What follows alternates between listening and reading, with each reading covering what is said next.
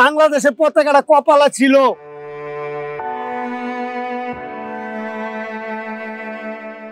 এই একটি ছবি নাড়িয়ে দিয়েছিল সারা দেশ।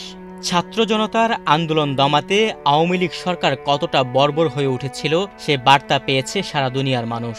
রিকশার পাদানিতে ঝুলতে থাকা নিথর দেহটি রাজধানীর বনানী বিদ্যানিকেতন থেকে এসএসসি পাশ করে একাদশ শ্রেণীতে ভর্তি হওয়া গোলাম নাফিজের। ২০২৪ সালের ৪ আগস্ট ঢাকার ফার্মগেট এলাকায় পুলিশের গুলিতে রক্তাক্ত নাফিজকে রিকশায় তুলে যিনি হাসপাতালে ছুটেছিলেন সেই রিকশা চালকের নাম নূর মোহাম্মদ। আমার গয়ায় তুল এটা ফালা রাখছি, আমি কই স্যার কি তুলবো,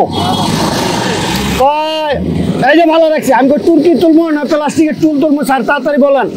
ঠিক আছে, ওন এদিকে তো তুমুল লড়াই, ওন আমি একা পড়ে গেছি।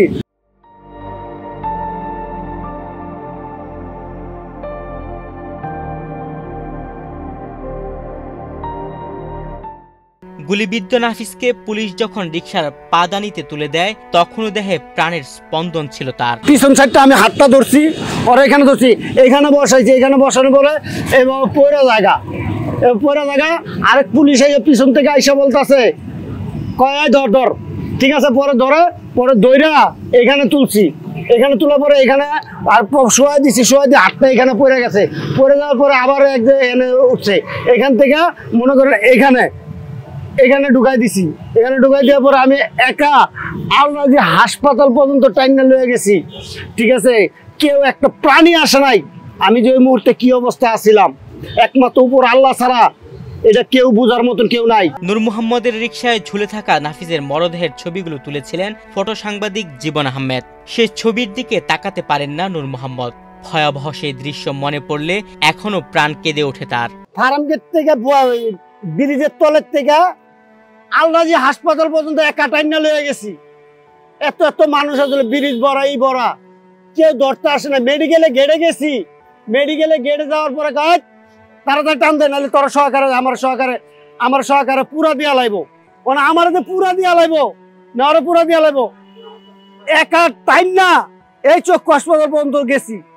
ওখান থেকে সেনাবাহিনী না পুলিশ কে বলতে যায় তাড়াতাড়ি সরা, নাহলে তোরা সর, নাহলে কি ইমার্জেন্সিতে পাঠা।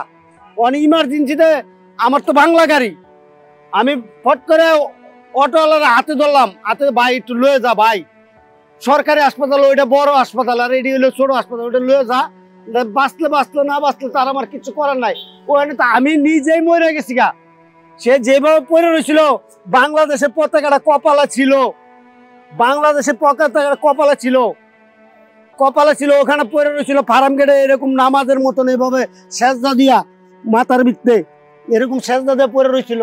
তখন উঠায় দেখি চোখের পানি আর রাখতে পারি না, এই বিচার কার কাছে দিব, কোনো বেড়াই করতে পারবো ওই বিচার। ছবিটার দিকে তাকালে আমার খুব খারাপ লাগে,